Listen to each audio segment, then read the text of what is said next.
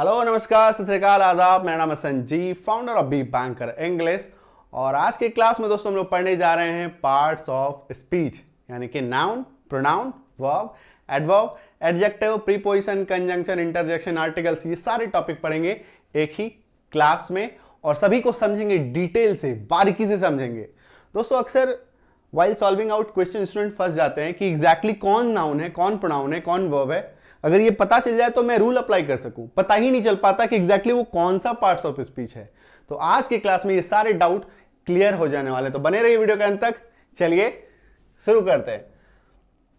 दोस्तों एक सेंटेंस हम लोग लेंगे और उस सेंटेंस के माध्यम से मैं आपको सिखा दूंगा। वीडियो के अंत तक, क्लास के अंत तक आप सीख जाएंगे कि एग्जैक्टली कौन सा पार्ट्स ऑफ स्पीच इस पूरे वाक्य में कौन सा है ना। तो सेंटेंस है, great, Rajni and her husband are happily enjoying their married life in a society in Mumbai, है ना। यहां पे एक्सक्लेमेशन है, ग्रेट, यानी कि वाह, रजनी और उसके पति और उनके पति मुंबई की एक सोसाइटी में अपनी मैरिड लाइफ को खुशी से एंजॉय कर रहे हैं। ठीक है, तो ये है पूरा सेंटेंस। तो चलिए समझते हैं पहले एक एक करके पार्ट्स को, और गणपति बप्पा मौर्य का नाम लेकर क्लास की शुरुआत करते हैं। ठीक है, और चूंकि इस चैनल पे मेरा पहला क्लास है ना, ये जो वीडियो है ये पहला वीडियो है, ये पहला क्लास है, तो मैं आपको अपने बारे में थोड़ा सा ब्रीफ इंफॉर्मेशन दे दूं। I am the founder of be banker English, जिसमें आज आप सबके प्यार और सपोर्ट से, है ना, लगभग 5 मिलियन सब्सक्राइबर्स है। जो स्टॉक्स पे मैं जा चुका हूँ, ठीक है, जो स्टॉक्स पे मेरे वीडियो आप देख सकते हैं। और बेस्ट बैंक पीओ कोच का अवार्ड मिल चुका है 2019 में। 3 टाइम्स बैंक एग्जाम क्रैक किया है, एक ही साल मैंने 3 बैंक एग्जाम निकाले थे। 95 परसेंटाइल इन कैट इंग्लिश, है ना, इंग्लिश के कैट में इंग्लिश में 95 परसेंटाइल आ चुका है एक बार। ठीक है, अन अकेडमी पे भी पढ़ा चुका हूँ और more than 12 years of teaching experience है मेरे पास, ऑफलाइन ऑनलाइन दोनों मिला के, है ना। ऑफलाइन 12 ईयर से भी ज़्यादा है और ऑनलाइन आप मुझे यूट्यूब पे मोर देन 7 ईयर से देख रहे हैं। ठीक है, और बुक लिख चुका हूँ, स्पोकन इंग्लिश फार्मूला बुक, ठीक है, जिसको आप आज भी खरीद सकते हैं गूगल पे जाकर के, है ना, सर्च करेंगे तो आपको दिख जाएगा। ठीक है, तो ये था एक छोटा सा इन्फॉर्मेशन। चूंकि आज पहला क्लास है तो मैंने आपको, जो लोग मुझे पहली बार देख रहे हैं उनके लिए ये मेरे बारे में छोटा सा इंट्रोडक्शन था। ठीक है, तो चलिए शुरुआत करते हैं क्लास की, है ना। तो जो पहला पार्ट है दैट इज नाउन। नाउन के बारे में क्या समझ में आता है? नाउन के बारे में हम लोग को ये समझ में आता है कि noun is the name of a word, है ना, name of a word, animal, name, place, animal, things, etcetera etcetera etcetera, है ना। यही डेफिनेशन हम लोग बचपन से पढ़ते आ रहे हैं और आप अच्छे से इसको देखेंगे अगर, है ना, बुकिश लैंग्वेज में। Noun is a word that is the name of a thing, an idea, an animal, a place और अ पर्सन। यहाँ पे एक छोटा सा एटसेट्रा भी लगा रहता है, ETC, मतलब बहुत कुछ और भी है ना, मतलब उसको डेफिनेशन में लाया नहीं जा सकता है, दैट्स वाई वो एटसेट्रा डाल दिया जाता है ना। यानी कि हिंदी में समझें तो संज्ञा एक ऐसा शब्द है जो किसी वस्तु, विचार, जानवर, स्थान या व्यक्ति के नाम का बोध कराता है। ठीक है, जो किसी स्थान या व्यक्ति के नाम का बोध कराता है। तो इस डेफिनेशन में बहुत सारा चीज जो है, इस परिभाषा में बहुत सारा चीज छूट जाता है ना। बहुत ऐसी चीजें हैं जो है तो नाउन बट समझ में ही नहीं आता क्योंकि वो डेफिनेशन में है ही नहीं, है ना। जैसे अगर मैं बात करूं अमीरी, रिचनेस, है ना, RICHNE, रिचनेस, अमीरी, है ना। अब अमीरी ढूंढिए, किस एग्जाम्पल से आपको मिलेगा? अमीरी ना तो वस्तु है, ना ही आइडिया है, ना ही कोई जगह है, ना ही कोई आदमी है, ना ही कोई जानवर है ना। अमीरी जो है, अमीरी जो एक ऐसा टर्म है जो है तो नाउन लेकिन यहां पे डेफिनेशन में कहीं पे फिट ही नहीं बैठ रहा है। तो प्रॉब्लम यहीं पे आती है, यहीं से शुरू हो जाती है कि एग्जैक्टली है क्या भाई, ये कौन सा नाउन है ना। ये समझ में ही नहीं आता और सबसे पहले तो समझ में ही नहीं आता कि नाउन है कि नहीं, है ना। तो मूल प्रश्न क्या है कि संज्ञा पहचाने कैसे? मूल प्रश्न क्या है? How to identify noun. दोस्तों एक 3 मंत्र आप याद रखिए, सी, फील, टच। सी मतलब देखना, फील मतलब महसूस करना, टच मतलब छू कर देखना, है ना। इन तीनों प्रॉपर्टी, इन तीनों गुणों में से जो भी एक गुण, कोई भी एक गुण अगर अप्लाई हो जाता है किसी भी चीज में तो समझो वो नाउन है, तो समझो वो नाउन है। जो भी चीजें हमें दिखाई देती है सब नाउन है। सबसे पहले तो आप अपने आप खुली आंखों से जो भी चीजें आपको दिखाई देती है वो सब नाउन है। ठीक है, आपका आप मोबाइल देख रहे हैं तो मोबाइल, टीवी, लैपटॉप, कैमरा, आपका कलम, कॉपी, हर कुछ है ना, ये सब नाउन है। जो भी चीजें आपको आंखों से दिखाई देती है, जो भी चीजें महसूस होती है, जैसे कि हवा है ना, पानी है ना, भगवान को महसूस करते हैं हम लोग है ना, जो भी गॉड है ना, जो भी चीजों को आप छू कर देख सकते हैं वो सब नाउन है ना। कोई एटलीस्ट कोई एक गुण अप्लाई होना चाहिए। जैसे मैंने अभी एक एग्जांपल दिया, रिचनेस, अमीरी है ना, तो अमीरी क्या है? अमीरी आपको दिखाई देती है किसी की? दिखाई तो देती है ना। कोई BMW फॉर्च्यूनर लेके निकल रहा है, अरे वाह ये तो अमीर लग रहा है ना। तो अमीरी जो है वो महसूस भी होती है और दिखाई भी देती है, दोनों ही चीजें। महसूस मतलब एकदम आंख बंद करके बिल्कुल ऐसा महसूस वो वाली चीज नहीं कि जैसे किसी को बुखार है ना, इलनेस है ना, इलनेस भी नाउन है। तो इलनेस को आप महसूस कर सकते हो, किसी को छुओगे, उसको देख करके, उसके बॉडी का टेम्परेचर देख करके हम लोग ये अंदाजा लगा लेते हैं कि भाई तेरे को बुखार तो है, 100-102 पार है ना, डॉक्टर से मिल ले। ठीक है, तो जो भी चीजें महसूस होती है वो नाउन है। जो भी चीजें महसूस होती है वो नाउन है। जिन चीजों को छू सकते हैं, जैसे बहुत सारी ऐसा चीज मिला है, जैसे ये मेरी कलम है ना, तो इसको अगर मैं छू भी सकता हूं, देख भी सकता हूं, आंख बंद करके इसको मैं ऐसे ऐसे करके महसूस भी कर सकता हूं, तो इस पे तीनों प्रॉपर्टी अप्लाई हो रहे हैं, तीनों गुण अप्लाई हो रहे हैं। तो एटलीस्ट एक प्रॉपर्टी, एक गुण अप्लाई हो जाएगा तो वो नाउन है। ठीक है, सी, फील, टच, दिमाग में बिठा लो, जिस चीजों को आप देख सकते हो, छू सकते हो, महसूस करते हो, वो सब नाउन है। ठीक है, आ गई बात समझ में? तो चलो एग्जाम्पल ले लेते हैं। देखने वाली चीजों में क्या क्या आ गया? कुर्सी, पंखा, टेबल, कलम, कॉपी, किताब है ना, ये सब चीजें आपको दिखाई देती है। महसूस होने वाली चीजों में हवा, हैप्पीनेस, खुशी, दुख को आप देख नहीं सकते, महसूस कर सकते हो। किसी इंसान को देख के हम लोग बता देते हैं भाई साहब वो दुखी है, वो खुश है ना, हैप्पीनेस। इलनेस, बीमारी है ना। सॉफ्टनेस, कोमलता। हार्डनेस, कठोरता, किसी चीज की कोमलता या कठोरता को हम लोग छू करके महसूस कर सकते हैं। देख के तो नहीं बता सकते वो सॉफ्ट है कि हार्ड है, बता सकते हो देख के? नहीं बता सकते है ना। तो कोई भी एक गुण अप्लाई होनी चाहिए। छू सकते हो, सब किसी को छू सकते हो, जिसको देख सकते हो उसको छू भी सकते हो। जैसे कि ऑल्दो हमेशा नहीं होगा ये है ना, पंखा, कुर्सी, टेबल है ना, तो एनीथिंग, कोई भी चीज जिसको आप देख सकते हो, महसूस कर सकते हो, छू सकते हो, वो नाउन है, वो नाउन है। क्लियर है? आ गई बात समझ में? सी, फील, टच घुसा लो दिमाग में। Next is verb. वर्ब यानी कि क्रिया। एग्जाम्पल की अगर हम लोग बात करें, ठीक है, एक best example, a verb is a word और a group of words that is used to indicate that something happens और एग्जिस्ट। क्रिया यानी कि वर्ब जो है वो एक ऐसा शब्द या शब्दों का समूह है जिसका उपयोग यह इंगित करने के लिए किया जाता है कि कुछ होता है या कुछ मौजूद होता है ना। या बच्चों वाली डेफिनेशन ले लें, all action words, all action words, कोई भी एक्शन हो रहा है वर्ब है ना, बट मेनी टाइम्स एक्शन होता नहीं है। ठीक है, मेनी टाइम्स एक्शन होता नहीं। जैसे कोई इंसान सोच रहा है तो एक्शन तो आपको दिखेगा नहीं है ना, तो वो भी वर्ब है। तो एक्शन वर्ड अगर हम लोग बोल देते हैं कि all action words are verbs, तो एक्शन से भी हम लोग नहीं समझ पाते कि वो वर्ब है या नहीं। तो इसके लिए हम लोग क्या करेंगे? ना का सहारा लेंगे। ठीक है, वर्ड को हिंदी में कन्वर्ट कर दो, वर्ड को हिंदी में कन्वर्ट कर दो, लास्ट में यदि आपको ना देखने को मिले तो वो वर्ब है।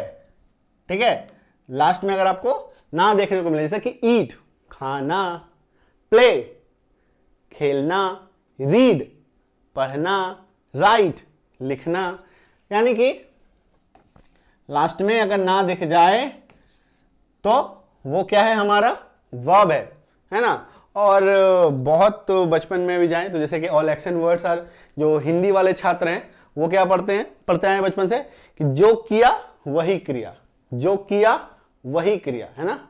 जैसे जो इंग्लिश मीडियम वाले स्टूडेंट है वो पढ़ते हैं ऑल एक्शन वर्ड्स है ना, और हिंदी मीडियम वाले स्टूडेंट्स ने क्या पढ़ रखा है? भैया जो किया वही क्रिया। ठीक है, तो अब बहुत सारे लोग पूछे सर पटना में भी लास्ट में ना आ रहा है, वो भी वर्ब है क्या? कटरीना वो भी वर्ब है क्या? नाना पाटेकर, नाना है ना, नहीं, एक्शन होना चाहिए भाई साहब, ठीक है, एक्शन तो होना चाहिए, ठीक है। जब हम लोग कंफ्यूज होने लगते हैं, जैसे कि सोचना, थिंक, है ना, इसमें कोई एक्शन दिख नहीं रहा है, बट सोचना लास्ट में ना आता है, तो क्या हो गया, वर्ब हो गया। ये क्या एक तरह से मोटा मोटी आप पहचान सकते हैं, ऑल्दो डीप डाइविंग करेंगे और अंदर घुसेंगे तो और हम लोग आगे पढ़ेंगे इसके बारे में, बट इसको अगर मोटा मोटा हम लोग को समझना हो किसी भी सेंटेंस को देख करके, तो हम लोग आइडेंटिफाई कर लेंगे कि ये वर्ब है या नहीं, है ना। वर्ब में एक छोटा सा सेक्शन आता है हेल्पिंग वर्ब का, सहायक क्रिया, ठीक है, वो भी वर्ब होता है, बट उसके लास्ट में ना नहीं आता है, ठीक है। तो उसको हम लोग कैसे समझेंगे वो आपको बताऊंगा थोड़ा बहुत। सहायक क्रिया क्या है, बहुत सारे पॉपुलर सहायक क्रिया है, एक बार आपको रट लेना है, 25-30 सहायक क्रिया है, रट लो, है ना। ऐसे 24 जो है, 24 जो है ऐसे हेल्पिंग वर्ब है जो सबसे ज्यादा यूज होते हैं। तो 24 का एक सीरीज आता है, वो मैं आपको बता दूंगा कभी आने वाले क्लास में, तो उसको रट लेना, हेल्पिंग वर्ब एक ही बार में क्लियर हो जाएगा, ठीक है। बट ऐसे नॉर्मल अगर हम लोग एक्शन वर्ब की बात करें तो लास्ट में आपको ना देखने को मिलेगा ही मिलेगा, ठीक है। कोई एक छोटा सा एग्जांपल ले लेते हैं, जैसे कि मैं खाता हूं, ठीक है, मैं खाता हूं। आप कहेंगे सर खाता हूं, इसमें तो ना नहीं है। खाता हूं किससे बना है, खाना से बना है ना, खाना से बना है खाता। जैसे मैं खा रहा हूं तो खाना, खाने का काम हो रहा है ना, तो ना तो आएगा ही, ठीक है, समझना है आपको उसमें, ठीक है। नेक्स्ट इज एडजेक्टिव, यानी कि विशेषण। बचपन में क्या होता था, बचपन में जो है हम लोग जो हिंदी वाले स्टूडेंट हैं वो तुरंत सिर्फ और सिर्फ एक शब्द से समझ जाते थे कि एग्जैक्टली एडजेक्टिव है या नहीं, है ना।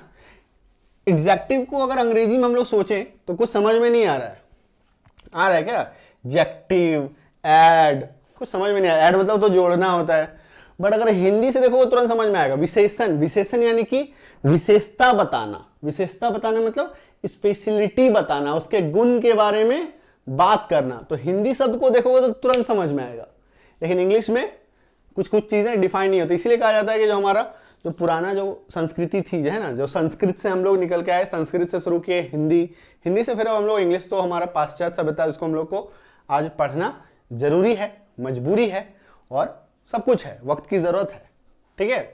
तो हिंदी समझो कितना आसान होता था, वर्ड से ही समझ में आ जा रहा है कि आगे क्या होने वाला है, बट इंग्लिश के वर्ड को देखो कुछ समझ में नहीं आएगा, है ना। चलो आते हैं हम लोग डेफिनेशन में। An adjective is a word that tells us more about a noun. Adjective क्या करता है, नाउन के बारे में कुछ बताता है। इट डिस्क्राइब्स और मॉडिफाइज अ नाउन। ये या तो नाउन को डिस्क्राइब करेगा या मॉडिफाई करेगा। हिंदी में समझो, विशेषण एक ऐसा शब्द है जो हमें संज्ञा के बारे में कुछ और बातें बताता है। यह एक संज्ञा का वर्णन या संशोधित करता है, संशोधन करेगा। मॉडिफाई करना मतलब चेंज करना थोड़ा सा, है ना, मॉडिफाई करना। मॉडिफाई मतलब पॉजिटिवली, मॉडिफिकेशन जो है बेसिकली उसको हम लोग पॉजिटिव में ही लेते हैं। जब भी किसी चीज को मॉडिफाई किया जाता है तो वो कहीं ना कहीं पॉजिटिव में ही काउंट होता है, ठीक है। तो ये था डेफिनेशन। समझने में आ रही है थोड़ी मुश्किल, समझते हैं इसको आसानी से, ट्रिक से। विशेषण पहचाने कैसे, ठीक है। तो देखो विशेषण को पहचानने का जो तरीका है उसके लिए भी फिर से 3 शब्द है। जैसे हम लोगों ने नाउन में लिया था ना, सी, फील, टच, है ना, सेम टू सेम एडजेक्टिव में भी है उसी तरीके से। Good, bad, neutral, good, bad, neutral, ठीक है। गुड यानी कि अच्छा, बैड यानी कि बुरा, न्यूट्रल यानी कि सामान्य या उदासीन। जब आप किसी के बारे में अच्छा बोल रहे हो, ठीक है, जब आप किसी के बारे में अच्छा बोल रहे हो, अच्छी बातें कर रहे हो, और अच्छी बातों को करने के लिए जिन शब्दों का आप प्रयोग कर रहे हो वो एडजेक्टिव है। जब आप किसी के बारे में बुरा बोल रहे हो तो बुरा करने के लिए, बुरा बोलने के लिए जिन शब्दों का आप इस्तेमाल करते हो वो भी एडजेक्टिव है। जब आप किसी के बारे में न्यूट्रल बातें करते हो, सामान्य, उदासीन, नहीं आपने उसकी अच्छाई करी ना ही आपने उसकी बुराई करी, और ये दोनों ही काम को ना करने के लिए आप उसके बारे में सामान्य बातें करते हो, तो वो जो सामान्य बातों को करने के लिए जिन शब्दों का आप प्रयोग करते हो वो विशेषण है, वो एडजेक्टिव है ना। थोड़ा कम समझ में आया, आइए एग्जाम्पल से समझते हैं। जैसे कि मान लो किसी की तारीफ करो, भर भर के तारीफ करो, भैया तू तो बहुत ही बहादुर है, ब्रेव है, इंटेलिजेंट है, हैंडसम है, ब्यूटीफुल है ना, हार्ड वर्किंग है, ऑनेस्ट है, ये बोलेंगे तारीफ करेंगे तो तारीफ करने के लिए मैंने जिन शब्दों का इस्तेमाल किया ये सब एडजेक्टिव है, ठीक है। अब बुराई करो, भैया तू तो कोवर्ड है, कोवर्ड मतलब कायर है, अगली है, क्रूप है, टिमिड है, डरपोक है, डिसऑनेस्ट है, बेईमान है। तो बुरा कहने के लिए जिन शब्दों का आप इस्तेमाल करते हैं वो भी एडजेक्टिव है ना। तो बुरा जो हम लोग आज मार्केट में हम लोग जितने भी तुरंत जब भी कोई आपको मान लो आप साइकिल से बाइक से कहीं पे जा रहे हो, पीछे से कोई टक्कर मारता है, तुरंत आपके मुंह से निकलता है कुछ निकलता है ना, तो वो भी क्या है, एडजेक्टिव्स है, ठीक है, जो निकलते हैं आपके मुंह से तुरंत हिंदी वाले क प च, ठीक है, वो सब जो है, जो बैड वर्ड्स आपके मुंह से निकलते हैं वो सब एडजेक्टिव है। यानी किसी की बुराई करने के लिए आप जिन शब्दों का इस्तेमाल करते हो वो एडजेक्टिव है ना। तो बैड एडजेक्टिव्स रास्ते में तो मत यूज करो, है ना, ठीक है। न्यूट्रल, सामान्य बातें करो, ना ही उसकी तारीफ करो ना ही उसकी बुराई करो। भैया तुम बहुत लंबे हो, ना ही मैंने उसकी तारीफ करी ना ही मैंने उसकी बुराई करी, तुम बहुत लंबे हो, ठीक है, तुम बहुत पतले हो, लीन हो, तुम बहुत हेल्दी हो, ठीक है। तो इन शब्दों का इस्तेमाल किया, तो ये सब क्या, न्यूट्रल बातें। न्यूट्रल बातों को करने के लिए जिन शब्दों का आप इस्तेमाल करते हैं वो भी एडजेक्टिव है। आई बात समझ में? तो गुड, बैड, न्यूट्रल, 3 शब्द याद रखो। क्लियर है एडजेक्टिव? आ जाओ एक एग्जांपल में इसको फिट कर देते हैं। जैसे रानी है ना, रानी, रजनी, कुछ भी ले लो। रानी इज अ ब्यूटीफुल गर्ल, रानी की मैंने तारीफ कर दी। रानी इज अ डिसऑनेस्ट गर्ल, बुराई हो गई। रानी इज अ लीन गर्ल, तो मैंने क्या किया, गुड वर्ड बोला, बैड वर्ड बोला और न्यूट्रल वर्ड बोला, ठीक है। तो ये तीनों एडजेक्टिव है, ठीक। अब एग्जाम्पल को हम लोग डेफिनेशन को थोड़ा सा समझते हैं कि जो एडजेक्टिव है वो क्या करता है, नाउन को डिफाइन करता है, मॉडिफाई करता है, ठीक है। तो यहां पे आप देखिए नाउन कौन है मेन, रानी। तो रानी को ये डिफाइन कर रहा है, रानी को मॉडिफाई भी कर रहा है, डिफाइन भी कर रहा है, ठीक है। तो रानी यानी कि नाउन को डिफाइन करना, नाउन के बारे में बताना एडजेक्टिव का काम है। नाउन के बारे में बताना ही एडजेक्टिव का काम है। तो हम लोग डेफिनेशन से भी आ गए, ट्रिक से भी आ गए। आ गई बात समझ में? चलो आ जाओ एडवर्ब। एडवर्ब यानी कि क्रिया विशेषण। फिर से मैं आपको बताऊंगा कि अंग्रेजी वर्ड एडवर्ब से कुछ समझ में नहीं आएगा, ठीक है, बट हिंदी से तुरंत समझ में आएगा। क्रिया विशेषण, क्रिया विशेषण यानी कि क्रिया की विशेषता बताना। क्रिया विशेषण यानी कि क्रिया की विशेषता बताना, यानी कि वर्ब के बारे में कुछ बताना ही एडवर्ब का काम है, ठीक है। ये समझ में आ गया? चलो डेफिनेशन को हम लोग देख लेते हैं। An adverb is a word that describes और gives more information about a verb, है ना, about a verb comma about an adjective और about an another adverb. Adverb जो है खुद एडवर्ब को भी डिफाइन करता है, ठीक है। अब ये थोड़ा सा बड़ी बात हो गई, तो बड़ी बात बड़े क्लास में करेंगे, बट इस क्लास में हम लोग फिलहाल फोकस करेंगे कि एडवर्ब को तुरंत कैसे पहचानना है, एडवर्ब को तुरंत कैसे पहचानना है, ठीक है। तो हिंदी समझो आगे। क्रिया विशेषण यानी कि एडवर्ब जो है एक ऐसा शब्द है जो किसी क्रिया विशेषण या खुद किसी अन्य क्रिया विशेषण के बारे में वर्णन करता है या अधिक जानकारी देता है, या अधिक जानकारी देता है, ठीक है। तो बहुत सारे ऐसे आप लोग अभी अभी होंगे जो थोड़ा कुछ समझ में आया होगा, कुछ पार हो गया होगा, है ना, ऊपर से निकल गया होगा। तो टेंशन नहीं लेना है, अभी तुरंत समझ में आ जाएगा। एक एग्जाम्पल लेंगे तुरंत समझ में आएगा, ठीक है। देखो कि क्रिया विशेषण यानी कि एडवर्ब को पहचानोगे कैसे, क्रिया विशेषण यानी कि एडवर्ब को पहचानोगे कैसे। एडवर्ब ये बताता है कि कोई काम आखिर हो कैसे रहा है। एडवर्ब जो है वो बताता है कि कोई काम आखिर हो कैसे रहा है, how the work is going on, ठीक है, काम आखिर कैसे हो रहा है। अब समझो, एग्जाम्पल से समझो, ठीक है। इधर रेड वाली मत देखना, सिर्फ इसको देखो। सोहन रन्स, सोहन दौड़ता है, सोहन रन्स, सोहन दौड़ता है, ठीक है। तो एडवर्ब का काम क्या है? एडवर्ब का काम है ये बताना कि कोई काम आखिर हो कैसे रहा है। ठीक है, तो यहां पे काम कौन सा हो रहा है? दौड़ने का काम हो रहा है सोहन के द्वारा। दौड़ने का काम हो रहा है सोहन के द्वारा। तो ये काम हो कैसे रहा है? ये काम बहुत स्लो हो रहा है, ये काम बहुत स्लो हो रहा है, ये काम बहुत फास्ट हो रहा है, ये काम बहुत स्विफ्ट हो रहा है, ये काम बहुत जेंटली किया जा रहा है, ये काम बहुत हरीडली किया जा रहा है, ये काम बहुत रैपिडली किया जा रहा है। ठीक है, माफी चाहूंगा। ठीक है, सोहन रन स्लोली। सोहन कैसे दौड़ रहा है? स्लोली दौड़ रहा है। सोहन कैसे दौड़ रहा है? फास्ट दौड़ रहा है। सोहन कैसे दौड़ रहा है? स्विफ्टली, थोड़ा आराम आराम से, जेंटली और आराम से दौड़ रहा है। सोहन जो है हरीडली, फास्ट फास्ट, रैपिडली, मतलब मटक मटक के फटाफट फटाफट, है ना। तो कोई काम आखिर एग्जैक्टली हो कैसे रहा है यही बताता है एडवर्ब, है ना। तो ये क्या कर रहा है? वर्ब की विशेषता बताता है।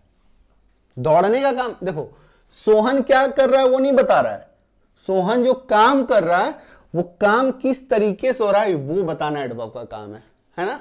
और एडवर्ब जो है मोस्टली, जितने भी बहुत सारे एडवर्ब है, लास्ट में आपको एलवाई देखने को मिलेगा। सभी एडवर्ब में नहीं, बहुत सारे एडवर्ब के लास्ट में आपको एलवाई दिखेगा। ठीक है, सभी एडवर्ब के लास्ट में एलवाई नहीं दिखेगा। देखो जैसे यहां पे फास्ट है, फास्ट के लास्ट में नहीं है ना। क्लियर है? आगे बात समझ में? चलो, नेक्स्ट इज प्रोनाउन। प्रोनाउन क्या है? सर्वनाम। सर्वनाम, डेफिनेशन पहले देख लेते हैं। A pronoun is a word that is used in a place of a noun. Pronoun is a word that is used in a place of a noun. सर्वनाम वह शब्द है जो किसी संज्ञा के स्थान पर प्रयुक्त होता है, यूज होता है। ठीक है, डेफिनेशन तो हम लोग समझते हैं मोर और लेस के भैया हाँ, नाउन के बदले में जो वर्ड आ जाता है उसी को प्रोनाउन कहते हैं। ठीक है, तो आओ इसको हम समझते हैं हम लोग अच्छे से। देखो इसके एग्जाम्पल को अगर हम लोग समझे तो आई यू वी दे। ठीक है, तो नाउन के बदले में ये आएगा कैसे? एक्चुअली होता क्या है, जब भी हम लोग कोई सेंटेंस लिखते हैं, है ना, तो सेंटेंस को जब हम लिखते हैं, मान लो लिखते जा रहे हैं, तो किसी अगर नाम के बारे में अगर आप लिखते जा रहे हैं कंटिन्यूअसली और उसी नाम को आप बार बार लिखेंगे तो एक सेंटेंस जो है इरिटेशन क्रिएट करने लगेगा। जैसे मैं छोटा सा एग्जांपल देता हूँ, जैसे कि Mohan is a good boy, Mohan is a good boy, Mohan goes to school, Mohan comes from school, Mohan goes to play ground. ठीक है, मोहन आता, बार बार मोहन का मैं नाम ले रहा हूँ। ठीक है, मोहन आता है, मोहन एक अच्छा लड़का है, मोहन स्कूल जाता है, मोहन स्कूल से घर आता है, मोहन स्कूल घर से फिर प्ले ग्राउंड जाता है, खेल के मैदान में जाता है। तो बार बार मैं क्या कर रहा हूं, एक नाम ले रहा हूं। तो इससे बचने के लिए हम लोग क्या करते हैं, प्रोनाउन का सहारा लेते हैं इससे बचने के लिए। ठीक है, इससे बचने के लिए हम लोग क्या करते हैं, प्रोनाउन का सहारा लेते हैं। एक सेकेंड में, ठीक है, इससे बचने के लिए हम लोग क्या करते हैं, हम लोग प्रोनाउन ये देखो, रानी एक डॉक्टर है, रानी एक डॉक्टर है। फिर से मैं इसी सेंटेंस के लिख रहा हूं, अब रानी के जगह पे क्या आ गया, सी इज अ डॉक्टर। तो किसी नाम के बदले में क्या आ गया, एक नया शब्द आ गया, सी, है ना। तो सी क्या हो गया, प्रोनाउन हो गया। ठीक है, तो किसी नाउन के बदले में जो शब्द आ जाता है या डाल दिया जाता है या लगा दिया जाता है उसी को कहते हैं प्रोनाउन। ठीक है, आगे बात समझ में। तो प्रोनाउन में ऐसा कुछ खास है नहीं कि आप जिसको पहचाने। प्रोनाउन की लिस्ट को आप पूरा याद कर लीजिए। ठीक है, मोस्टली जितने पर्सनल प्रोनाउंस हैं, इम्पर्सनल प्रोनाउंस हैं, वो सब मैं आपको एक लिस्ट बता दूंगा आने वाले क्लास में। उसको एक बार समझ लेंगे तो प्रोनाउन आपको समझ आइडेंटिफाई करना आपके बाएं हाथ का, मतलब चुटकी बजाओ और समझ में आएगा। चुटकी बजाने की भी जरूरत नहीं है, सिर्फ देखोगे और समझ में आएगा। ठीक है, तो इसमें कोई ऐसी कला नहीं है, ऐसी कोई ट्रिकबाजी नहीं है। ठीक है, नेक्स्ट इज प्रीपोजिशन। ठीक है, यानी कि संबंध सूचक अवयव। अ प्रीपोजिशन, यहां पे preposition, a preposition is a word that is used in a place. No, एक सेकेंड, यहां पे छोटी सी गड़बड़ हो गई है जी, ये है हमारा करेक्ट। प्रीपोजिशन क्या है कि मूलतः वस्तु की पोजीशन या अवस्था के बारे में बताता है। प्रीपोजिशन का काम क्या है? पोजीशन बताना। प्रीपोजिशन का काम क्या है? पोजीशन, नाम ही छुपा है प्रीपोजिशन, ठीक है। तो इसका काम क्या है? पोजीशन बताना, स्थान बताना, उसकी अवस्था को बताना, किसी भी वस्तु के बारे में, मूलतः यही काम है, ठीक है। अब देखो, the book is on the table, ठीक है। तो बुक जो है वो कहां पे रखा हुआ है? टेबल के ऊपर में। The book is on the table, the book is under the table, table के नीचे। तो किताब की अवस्था, किताब का पोजीशन, लोकेशन बताना मेन काम है ना। काम क्या है इसका? लोकेशन बताना, जैसे जीपीएस बताता है वैसे ही, बिल्कुल, ठीक है। तो in, on, at, upon, under, up, down, across, behind, in front of, etcetera, behind, है ना। ये सभी जितने भी शब्द हैं जो किसी वस्तु के अवस्था को बताते हैं, है ना। तो प्रीपोजिशन नाम से ही पकड़ लोगे आप, पोजीशन बताना, ठीक है। क्लियर है? चलो बढ़ते हैं नेक्स्ट इज कंजंक्शन। कंजंक्शन में भी एक चीज छुपा है जिससे आप इसको आसानी से पहचान सकते हो। कंजंक्शन जो वर्ड बना हुआ है वो वर्ड बना है किससे?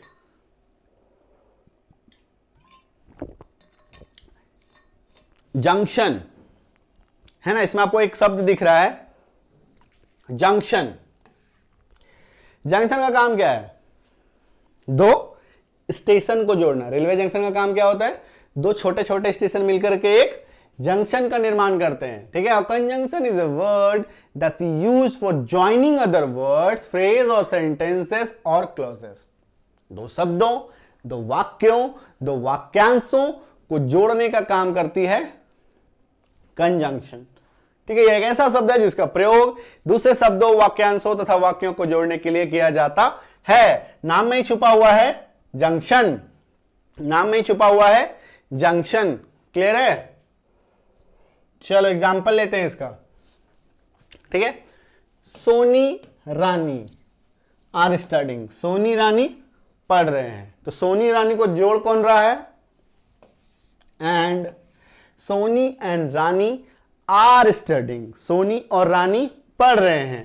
तो जोड़ने का काम कर रहा है, कौन कर रहा है? एंड, और, बट, ऐसे जितने भी शब्द हैं, actually, later, both, if, now, yet, so, while, as, even, etcetera, ये सभी शब्द क्या है? कंजंक्शन है, जो दो शब्दों, दो वाक्यों, दो वाक्यांशों को जोड़ने का काम करती है, ठीक है। चलो नेक्स्ट इज इंटरजेक्शन। इंटरजेक्शन को कैसे याद रखोगे? इंटरजेक्शन यानी कि sounds like injection. Interjection sounds like injection. जब भी इंजेक्शन पड़ती है तो कैसा लगता है? जोश, एक तीव्र सी भावना आती है, अचानक सी, गुस्सा, डर, सभी भावनाएं एक साथ प्रकट होती है। वही काम है इंटरजेक्शन का। विस्मयादि बोधक कहते हैं इसको हिंदी में। अंग्रेजी देखो डेफिनेशन क्या है? An interjection is a word और phrase that is used to express surprise, pain, pleasure etcetera. यह एक ऐसा शब्द है या ऐसा वाक्यांश है जिसका उपयोग आश्चर्य, दर्द, खुशी आदि को व्यक्त करने के लिए किया जाता है, ठीक है। तो इंजेक्शन से आपको इसको याद रखना है और पहचानना बिल्कुल आसान है। या अचानक आई फीलिंग होती है, अचानक से आई कोई एक्साइटमेंट होती है ना। पॉजिटिव भी, नेगेटिव भी, है ना। जैसे आप किसी चीज को देखते हैं अचानक से वाह निकलता है, बट ये नेगेटिव भी होता है। कोई ऐसा दुखद घटना सुन लेते हैं, ओहो क्या हो गया, है ना। तो ऐसी जो भावनाएं आती हैं, और ऐसे जो भावनाओं को दर्शाने के लिए जिन शब्दों का हम लोग प्रयोग करते हैं वो सभी क्या है? इंटरजेक्शन है। जैसे कि वाव, ओ गॉड, ओएमजी, हुर्रे, है ना। ओ नो नेगेटिव, उप्स, चीयर्स, ब्रावो, है ना। लास्ट में आपको ये वाला सिंबल मिलेगा, विस्मयादि बोधक चिन्ह, एक्सक्लेमेशन मार्क कहते हैं इसको इंग्लिश में, ठीक है। तो इंटरजेक्शन भी समझ में आ गया। नेक्स्ट इज आर्टिकल, ठीक है। अब बहुत सारे डिबेट हैं ग्रामर में कि पार्ट्स ऑफ स्पीच में क्या 8 पार्ट्स ऑफ स्पीच होते हैं या 9 पार्ट्स ऑफ स्पीच होते हैं, ठीक है। तो ये डिबेट जो है कई बार होता रहा है, ठीक है। बट मेरा मानना है कि एक पार्ट्स ऑफ स्पीच में 9 पार्ट्स होते हैं। जब भी आप कोई सेंटेंस को बनाते हैं तो उसमें आपको आर्टिकल्स भी मिलता है, ए एन द भी मिलता है ना। तो वो क्या है, वाक्य का हिस्सा है, इसीलिए वो पार्ट्स ऑफ स्पीच का भी हिस्सा है, ठीक है। तो चलिए आर्टिकल को समझते हैं हम लोग।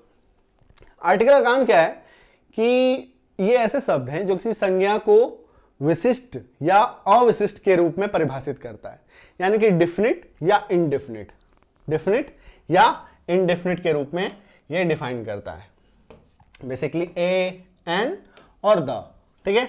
सबसे पहले हम लोग समझेंगे एन को। दोस्तों हिंदी में जो स्वर वर्ण है, हिंदी में जो स्वर वर्ण है जिसको अंग्रेजी में वॉवेल कहते हैं, उसको पहले आप एक झलक देखिए, मैं फिर आगे आपको समझाऊंगा।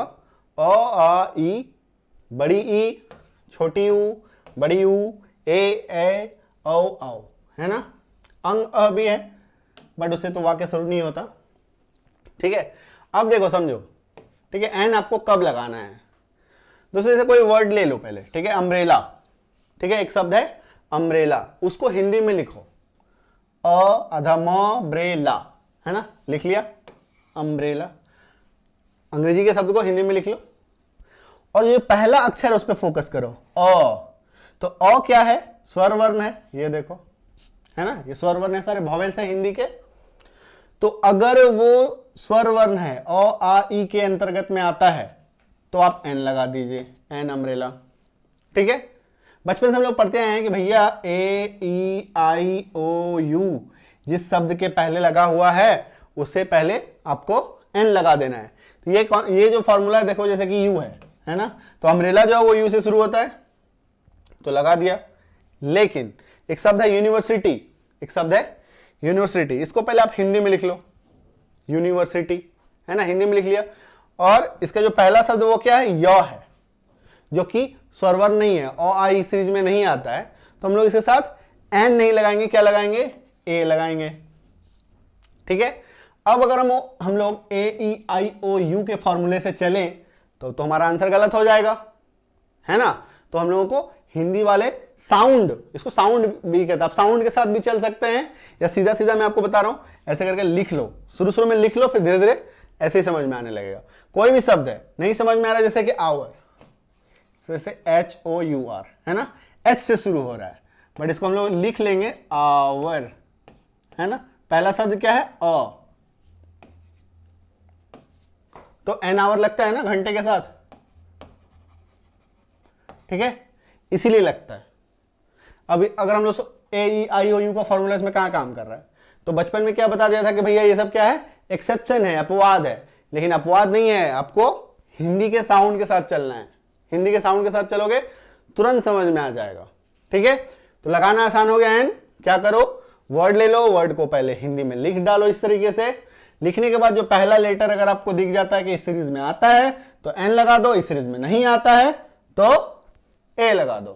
क्लियर है, ए एन समझ में आ गया, ए एन समझ में आ गया। कुछ एग्जांपल और हैं, ये देखो, अभी मैंने आवर के बारे में आपको बताया, आवर आ गया, आवर, एन आवर लगा दिया, बट यहीं पे देखो एच ई एन, हेन, हिंदी में लिखा तो ह आ गया, जो कि सीरीज में नहीं आता है तो अ हैन लगाया। क्लियर है क्या, चलो next, the, rule of the को समझो। द क्या होता है कि द का उपयोग विशेष या विशिष्ट चीजों के लिए उपयोग किया जाता है, या तो किसी विशेष चीज के लिए। द का काम होता है कि कोई अगर स्पेशल चीज है पहले से, कोई पर्टिकुलर कोई खास चीज है पहले से, तो उसके साथ लगा दो, या आपको किसी को खास बनाना हो तो उसके साथ द लगा दो, ठीक है। एग्जाम्पल लेते हैं, तुरंत समझ में आएगा। जैसे कि काउ गिव्स मिल्क, गाय दूध देती है, तो दुनिया की सभी गाय दूध देती है, आपके पास कोई खास ऐसी गाय तो है नहीं जो दूध देती है ना। तो बहुत सारे लोग क्या करते हैं, द काउ गिव्स मिल्क लगा देते हैं, द काउ गिव्स मिल्क लगा देते हैं। अगर आप द काउ गिव्स मिल्क लिख दोगे तो ये क्या हो जाएगा, एक खास गाय बन जाएगा। क्या कोई खास गाय है जो दूध देती है, या दुनिया की हर गाय दूध देती है ना? दुनिया की हर गाय दूध देती है। तो यहां पे द नहीं लगेगा, यहां पे द नहीं लगेगा, ठीक है। द काउ इज रेड, लेकिन कोई गाय लाल है, कोई गाय लाल है। दुनिया के हर गाय तो लाल नहीं है, कुछ गायें लाल हैं, और लाल भी है तो अलग अलग तरीके से लाल है। कोई ऐसा ट्विन गाय तो नहीं एकदम same to same ditto to ditto लाल है। लाल भी है तो अलग अलग तरीके का लाल है ना। तो कोई खास गाय लाल है, इसीलिए द काउ इज रेड लगाएंगे, ठीक है। तो या तो किसी चीज को आपको खास बनाना हो तो उसके साथ द लगा दो, या पहले से ही कोई खास बात है, जैसे कि ताजमहल, दी ताजमहल, है ना। ताजमहल क्या कोई खास चीज है, यूनिक चीज है, तो उसके साथ द लगा देंगे, ठीक है। आई बात समझ में? साधारण शब्द वाक्य में भी मैंने आपको बताया, ठीक है। नेक्स्ट देखो, the man is running, a particular man. अब देखो द मैन इज रनिंग, क्या दुनिया का हर आदमी दौड़ रहा है? नहीं, कोई खास आदमी है एक दौड़ रहा है जिसको आपने देखा, अरे the man is running, the man is running fast, ठीक है। मैन इज मॉर्टल, मनुष्य नश्वर है, मतलब मनुष्य जो है वो एक न एक दिन मर जाएगा। नश्वर का मतलब, मॉर्टल का मतलब ये होता है। तो क्या दुनिया के हर एक मैन मॉर्टल है, या कोई एक खास आदमी मॉर्टल है? हर कोई मॉर्टल है ना, सभी को एक न एक दिन मर जाना है। तो द मैन इज मॉर्टल नहीं लगाएंगे। आई बात समझ में? चलो अब हम आते हैं हम लोग उस सेंटेंस में जिसका मैंने आपको बताया था, जिक्र किया था कि एक सेंटेंस लेंगे और उसके माध्यम से हम लोग सबको समझ जाएंगे। Great, Rajni and her husband are happily enjoying their married life in a society in Mumbai. वाह, रजनी और उनके पति मुंबई की एक सोसाइटी में अपने मैरिड लाइफ को खुशी से एंजॉय कर रहे हैं। अब इसमें आपको ढूंढना है सभी पार्ट्स ऑफ स्पीच जो हम लोगों ने अभी पढ़ा, ठीक है। अब देखो, ग्रेट, एक्सक्लेमेशन मार्क दिख गया, मतलब ये जो शब्द है हमारा क्या है, इंजेक्शन, इंटरजेक्शन। ग्रेट, ग्रेट, वाह, है ना, एक ऐसा एक्सप्रेशन आ रहा है। रजनी, रजनी को आप देख सकते हो क्या? देख सकते हो, रजनी से मिल भी सकते हो, तो रजनी नाउन हो गया। एंड का काम क्या होता है? जोड़ना, जंक्शन, कंजंक्शन हो गया, ठीक है। उसके पति, किसके पति? रजनी के पति, तो रजनी के लिए ही ये आ रहा है, नाउन के बदले में ये आ रहा है। यानी यहां पे हम लोग लिख सकते थे ना, रजनी एंड रजनीज हस्बैंड। यहां हम लोग क्या लिख सकते थे? Rajni and Rajni's husband. But वहां पे नाम के बदले में क्या आ गया? रजनी के बदले में क्या आ गया? हर आ गया, है ना। और कोई बॉय होता तो हिज रह जाता यहां पे, बट चूंकि रजनी क्या फीमेल है तो उसके लिए हर आ गया। तो हर क्या हो गया? नाउन के बदले में आया एक शब्द है, तो ये प्रोनाउन हो गया। हस्बैंड क्या हो गया? हस्बैंड को आप देख सकते हो, बिल्कुल देख सकते हो, नाउन हो गया। आर, आर जो है वो एक हेल्पिंग वर्ब है ना। मैंने आपको वर्ब एक्सप्लेन करने टाइम पे बताया था कि कुछ हेल्पिंग वर्ब से सहायक क्रिया है। आर का मतलब है। हैप्पीली, देखो बताया था, खुशी से, एल वाई, लास्ट में एल वाई आएगा तो एडवर्ब हो गया। इंजॉइंग, इंजॉय करना, इंजॉय करना, लास्ट में ना आ गया, वर्ब हो गया। उनके, देयर मैरिड लाइफ, है ना। देयर क्या है? अगेन से प्रोनाउन है, क्या कर रहा है? किसी के बदले में आ रहा है। उनके पति, किनके पति? रजनी, है ना। तो रजनी के पति, देयर, या रजनी का मैरिड लाइफ, उनका मैरिड लाइफ, ठीक है, देयर मैरिड लाइफ, तो रजनी के बारे में बदले में आ रहा है, तो ये क्या हो गया? प्रोनाउन हो गया।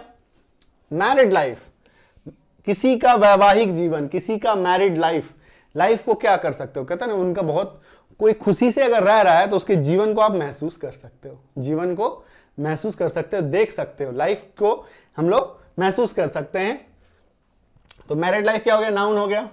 इन अ सोसाइटी, किसी सोसाइटी में, इन क्या बताता है, पोजीशन बताता है, लोकेशन बताता है। तो सोसाइटी में, इन अ मतलब एक सोसाइटी, आर्टिकल आ गया। सोसाइटी को आप देख सकते हो, नाउन हो गया। अगेन से इन, प्रीपोजिशन। मुंबई एक शहर है, एक जगह है जिसको आप देख सकते हो, महसूस कर सकते हो, जा सकते हो, है ना, यानी कि किसी जगह का नाम। प्लेस, समझ में आ गया। तो हर एक शब्द यहां पे डिफाइन हो गया और आप उसको आसानी से पहचान गए कि कौन नाउन है, कौन प्रोनाउन है, कौन वर्ब है। एक बार फिर से मैं आपको इन सबको फिर से एक बार समझाता हूं। देखो, great Rajni and her husband are happily enjoying their married life in a society in Mumbai. तो देखो, नाउन क्या हो गया, Rajni, husband, life, Mumbai, society. इन सभी को आप देख सकते हो, छू सकते हो, महसूस कर सकते हो।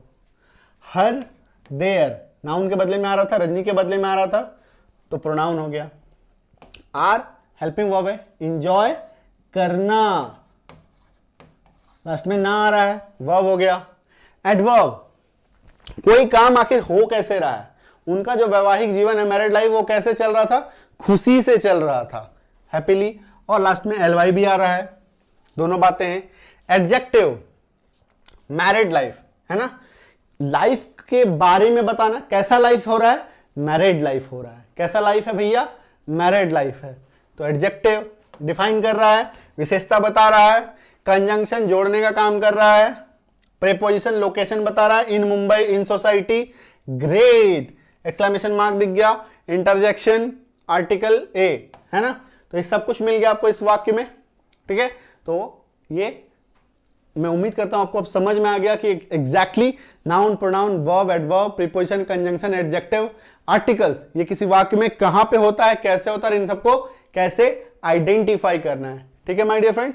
तो उम्मीद करता हूं आपको ये चीजें समझ में आ गई हैं, ठीक है। तो मिलते हैं अगले क्लास में और ऐसे ही किसी दमदार धांसू टॉपिक के साथ और आपको चुटकी में आसानी से समझाने वाले तरीके के साथ, ठीक है। तब तक पढ़ते रहिए, अच्छे से पढ़िए, लिखिए और अपनों का सम्मान कीजिए, बड़ों का सम्मान कीजिए, छोटों का भी सम्मान कीजिए, ठीक है। चलो, थैंक यू।